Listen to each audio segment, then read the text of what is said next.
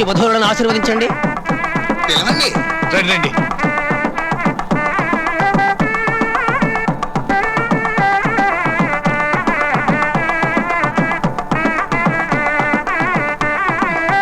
నువ్వు వెళ్ళి అక్షంతలు వేసిరా. అలాగే పిండి.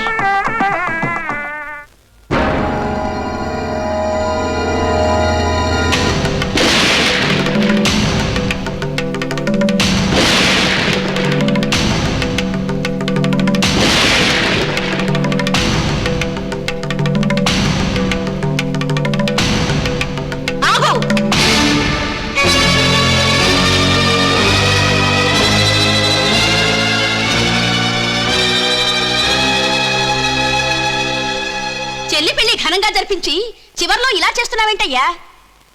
ఇప్పుడు ఏం తప్పు జరిగిందమ్మా? అది ఆ జంటను ఆశీర్వదించటం. చూడమ్మా, ఎవరిని చూసి ఎవరనుకుంటున్నారు? ఆవిడ ఇక్కడ పెద్ద డాక్టర్. తల్లిదండ్రులను చంపిన కూతురు డాక్టర్ అయినా మినిస్టర్ అయినా ఒకటే. చూడు బాబు, దాని సంగతి నీకు తెలియదేమో. దాంది మా ఊరే. పెళ్లికి వారం ముందు ఎవరితోనో తిరిగి చెడిపోయింది. అది అందరికీ తెలిసేసరికి ఊరొదిలి పారిపోయింది.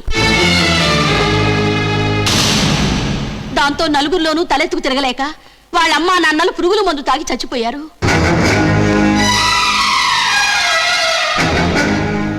మరి ఇలాంటి కన్యలకారి కుమారీలతో అక్షంతలు వేయించడం అపచారం కాక పుణ్యకార్యం అర్పించుకుంటుందా? అసలు ఇలాంటి వాళ్ళని పెళ్లిళ్ళకి పేరెంటాళ్ళకి పిలవడమే తప్పు. వీళ్ళ చూపు పడితే పచ్చని పందిళ్ళు కూడా చిచ్చులా కాలిపోతాయి. డాక్టర్ ఎలాంటిదో, ఆవిడ శీలం ఎటువంటిదో నాకు తెలుసు. మొగుడు కంటే బంగారు మంగళసూత్రానికి, 5వ తనానికంటే 6 గజాల పట్టు చీరలకి విలువనిచ్చే మీ అందరికంటే చాలా గొప్పది ఆవిడ. పగల సంసారం, రాత్రులు వ్యభిచారం చేసే వాళ్ళకంటే చాలా ఉన్నతమైనది ఆవిడ.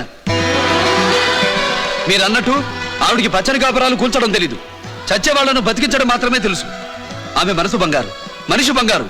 ఆమెను అగౌరవపరిచే వాళ్ళు ఎవరైనా నా దృష్టిలో మనుషులు కారు.